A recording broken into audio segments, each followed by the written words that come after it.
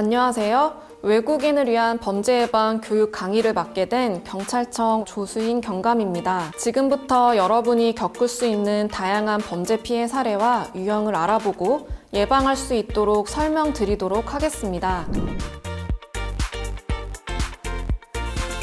여기 한 베트남 이주 여성이 있습니다. 그녀는 한국말을 못한다는 이유로 남편에게 무차별 폭행을 당했고 전치 5주 이상의 진단을 받았습니다. 이 여성은 심한 언어적 폭력에도 시달려 왔는데요. 위 폭행 사건으로 가해자인 남편은 긴급 체포되었습니다.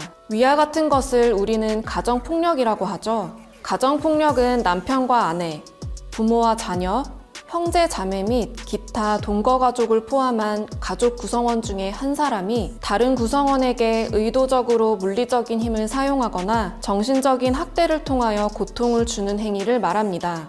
가정폭력의 유형은 어떤 것들이 있을까요? 흔히 가정폭력하면 신체적인 폭력만 생각하기 쉬운데요. 가정폭력의 유형은 더 넓습니다. 경제활동의 통제, 방임 등의 경제적 폭력, 성학대와 언어적 학대 등 정서적 폭력도 가정폭력에 해당합니다. 비난, 피해자를 학대하는 모습을 자녀에게 보여주거나 협박도 가정폭력에 해당합니다. 가정폭력은 이 유형들이 한 가지 이상 복합적으로 발생하는 경우도 상당히 많습니다. 가정폭력에 대한 잘못된 통념들이 참 많습니다. 첫 번째, 맞을 짓을 했으니까 맞는다? 아닙니다.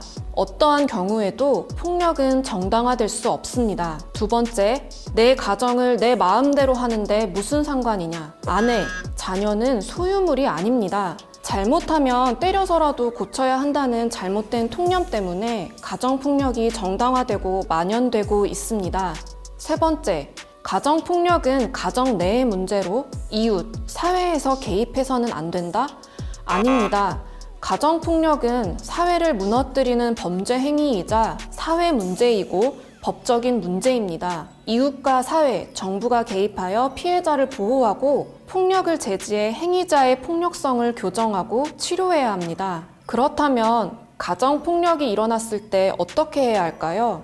우선 경찰에 신고해 도움을 요청해야 하며 현장에서 바로 벗어나야 합니다. 폭행을 당했을 때는 폭행 부위를 촬영하거나 병원에서 진단서를 받는 등 증거를 확보하시기 바랍니다. 가정폭력 신고를 하면 경찰은 즉시 현장에 출동하여 응급조치를 실행할 수 있습니다. 심할 경우 피해자는 경찰관에게 긴급 임시조치를 요청할 수 있습니다. 긴급 임시조치는 가해자로부터 오는 전화, 문자를 막고 가해자가 피해자의 집과 직장 근처에 오지 못하게 하는 제도입니다. 만약 상황이 긴급 임시조치보다 더 심각할 때는 접근금지 처분이 가능합니다.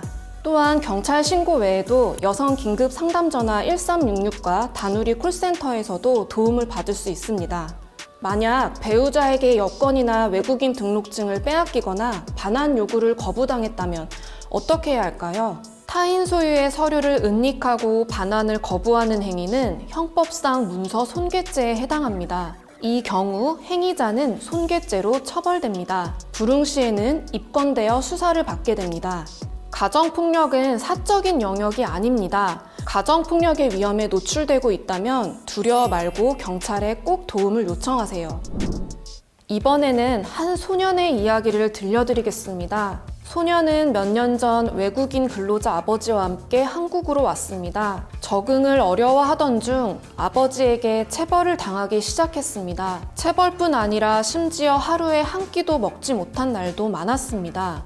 네. 실제 일어난 아동학대의 사례를 살펴봤습니다. 아동학대란 주민등록상 18세 미만의 아동의 건강, 복지를 해치거나 정상적인 발달을 저해할 수 있는 모든 폭력적인 행위입니다. 아동학대의 유형은 신체학대, 정서학대, 성학대, 방임 및 유기 등으로 구분할 수 있습니다. 여러분, 아이들은 우리의 미래입니다. 내 아이라고 해서 내 마음대로 하는 것은 아동학대가 될 수 있다는 것 꼭 기억하시기 바랍니다. 다음은 성폭력 피해 사례를 함께 보시겠습니다. 회사원이었던 피해자는 상사에게 강제추행과 성적 모욕을 당했고 상사는 강제추행으로 처벌받았습니다. 성폭력이란 상대방의 의사에 반하여 가하는 모든 성적 행위로 신체적, 언어적, 정서적 폭력을 포괄하는 광범위한 개념입니다. 성폭력의 대표적인 유형들로는 원치 않는 성관계를 하게 하는 강간과 피해자가 원치 않는 신체 접촉을 하는 강제 추행이 있습니다.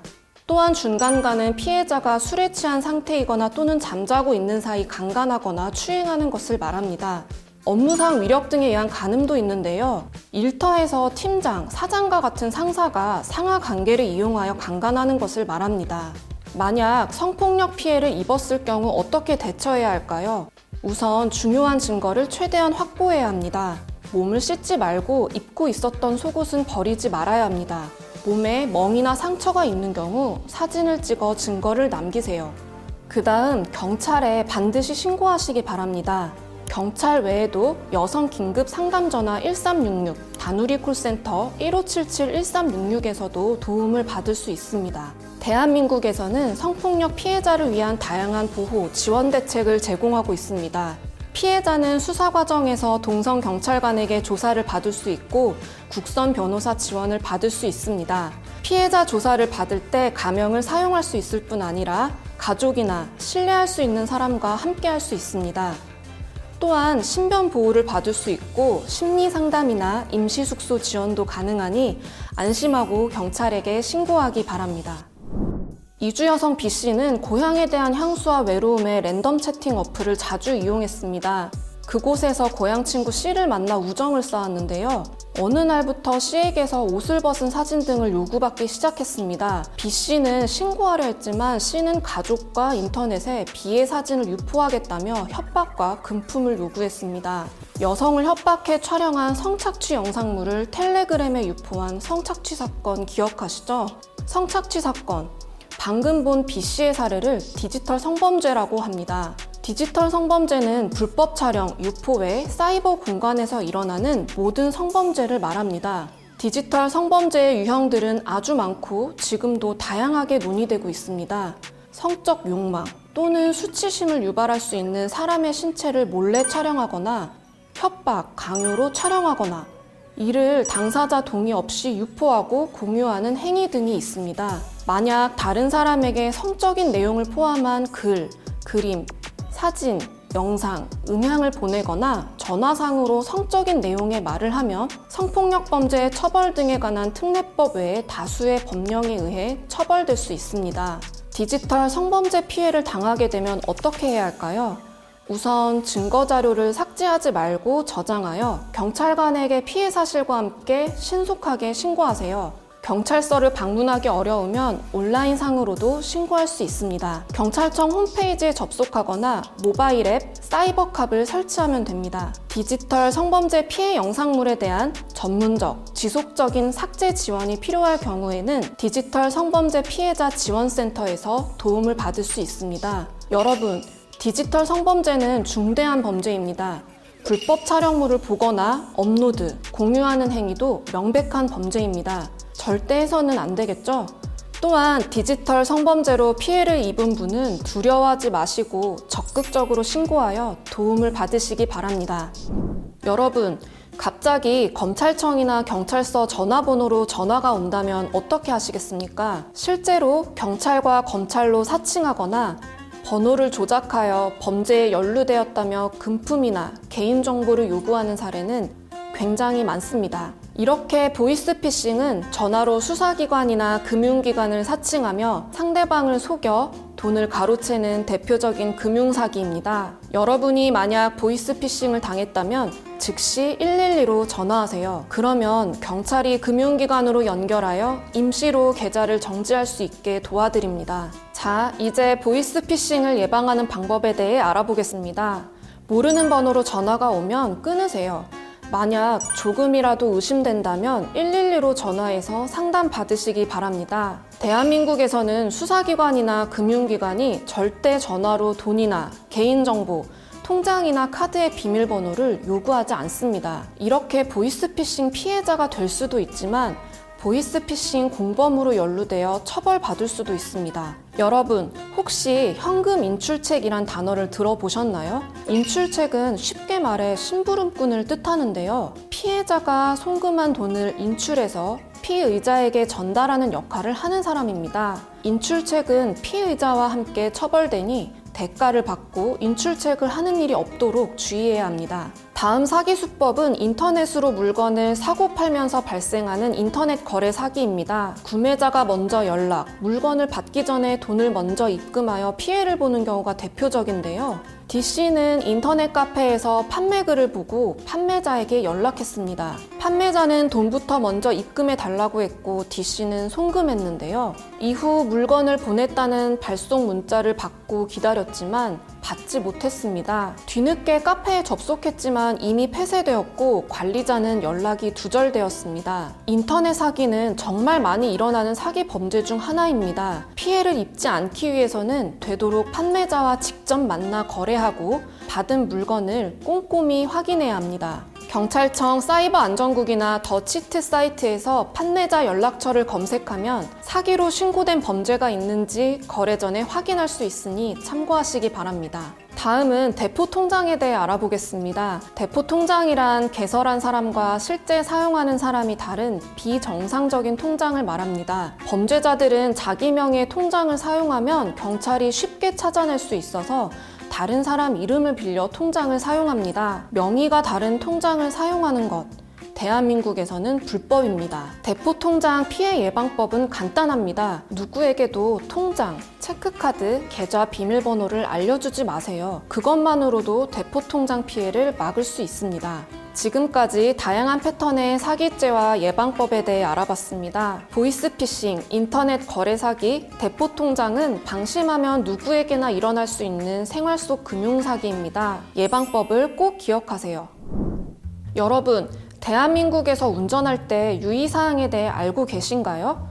첫 번째로 본국에서는 운전할 수 있더라도 대한민국에서 운전면허가 없으면 무면허이며 운전할 수 없습니다. 또한 술을 마시고 자동차, 오토바이를 운전하거나 자전거를 타는 것은 음주운전에 해당하므로 절대 해서는 안 됩니다. 여러분, 혹시 도로에서 이런 행동을 하신 적 있거나 하는 차를 보신 적이 있나요? 이러한 운전 중의 행동들을 난폭운전과 보복운전이라고 하는데요. 난폭운전과 보복운전은 위험한 행동이자 범죄이니 절대 하지 말아야 합니다. 교통법규는 나뿐만 아니라 다른 사람들의 생명과 연결되는 일입니다. 안전운전을 생활화합시다. 다음 살펴볼 범죄는 도박입니다. 도박이란 금품을 걸고 승부를 겨루는 것을 말합니다. 각 나라마다 도박에 포함되는 게임이 다르지만 대한민국에서는 금품을 걸고 하는 게임은 전부 도박에 해당합니다. 도박죄뿐 아니라 대한민국에서는 도박할 장소를 제공하는 도박 개장죄가 있습니다. 도박을 하지 않고 단순히 장소만 제공해도 도박 개장죄로 처벌받을 수 있습니다. 대한민국에서 도박 행위는 불법이며 처벌받을 수 있습니다. 다음 알아볼 범죄는 마약입니다. 마약을 범죄로 처벌하지 않는 나라도 있습니다. 하지만 대한민국에서는 마약, 향정신성 의약품, 대마를 단순히 소지하거나 사용하는 것을 범죄로 처벌하고 있습니다. 가장 대표적인 마약류는 아편, 대마초, 코카인, 엑스터시, LSD가 있습니다. 이들은 투약은 물론 수출입, 판매나 구입, 집에서 재배, 종자 소지하는 건 모두 범죄 행위라는 점 꼭 알아두시기 바랍니다. 내 몸을 망칠 뿐 아니라 사회에 심각한 피해를 줄 수 있는 마약. 마약은 단순히 소지하기만 해도 처벌받을 수 있습니다.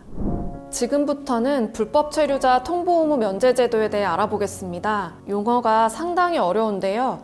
간단히 말씀드리면 불법 체류자가 범죄 피해를 당해 경찰 조사를 받게 될 경우에는 불법 체류자라는 이유로 출입국 관리사무소에 보내지 않는 제도입니다. 이 제도는 모든 범죄에 해당하는 것은 아니지만 대부분의 범죄 피해가 해당되니 알아두면 좋습니다.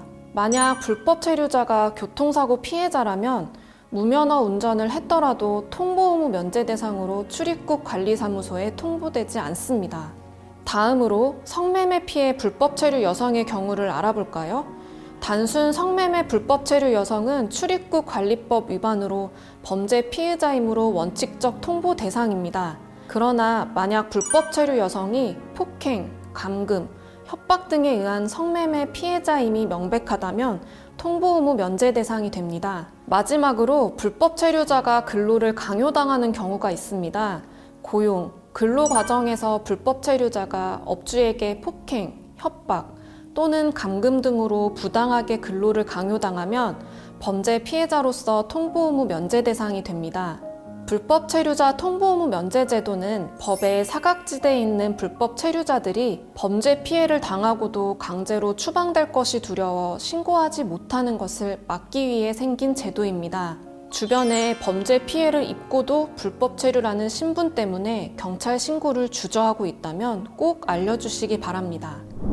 유학생도 아르바이트를 할 수 있을까요? 네, 출입국 관리사무소에서 허가를 받으면 가능합니다. 원칙적으로 영리, 취업 활동은 금지되어 있습니다. 하지만 시간제 취업, 즉 아르바이트는 사전에 허가를 받으면 가능합니다. 제가 지금부터 하려는 이야기는 외국인이 한국에서 취업을 할 때 유의해야 할 것들입니다. 먼저 유학생이 할 수 있는 아르바이트 종류에 대해 알아보겠습니다. 학생이 할 수 있는 업종, 단순 노무직이나 일회성 활동은 가능합니다. 하지만 유흥주점에서 도우미를 하거나 공장 제조업, 첨단산업연구소, 개인 과외는 금지하고 있습니다. 출입국 관리사무소에 사전 허가를 받더라도 시간 제한은 꼭 지켜야 하는데요. 학부, 어학 연수 과정은 일주일에 20시간 이내여야 하고요. 석사, 박사 과정은 일주일에 30시간 이내여야 합니다. 아르바이트 기간은 1년간 제약 기간 내에 한해 연장은 가능합니다. 단 학기에 70% 이상 이수, 평균 B학점 이상을 획득해야 합니다. 유학생만 아르바이트가 가능할까요? 아닙니다. 아르바이트 가능 여부는 체류 자격에 따라 다른데요. 다만 본인의 체류 자격 외의 취업 활동은 불가합니다. 다음은 결혼 이주 여성분들이 취업 활동 시 주의해야 할 부분입니다. 그 예로 한국인과 결혼한 딸의 출산을 돕기 위해 가족 초청 비자로 온 가족들이 있었습니다. 그런데 이들이 취업 활동을 하여 출입국 관리사무소에서 단속하였고 결국 강제 퇴거된 일이 있었습니다. 이처럼 가족 초청 시 방문 동거 비자로 체류를 연장하는 경우에도 원칙적으로는 취업이 불가합니다. 대한민국에서 외국인이 살아가는 데 가장 중요한 부분인 취업과 관련된 주의사항을 알아봤습니다. 구체적인 내용은 출입국 사무소에서도 확인이 가능합니다. 지금까지 다양한 범죄 사례와 대처, 예방법에 대해 알아봤습니다. 어떠셨나요? 이 내용들은 대한민국에서 정말 쉽게 만날 수 있는 것들이기 때문에 잘 기억해 두시기 바랍니다. 한국에서 안전하고 건강하게 생활하셨으면 좋겠습니다. 감사합니다.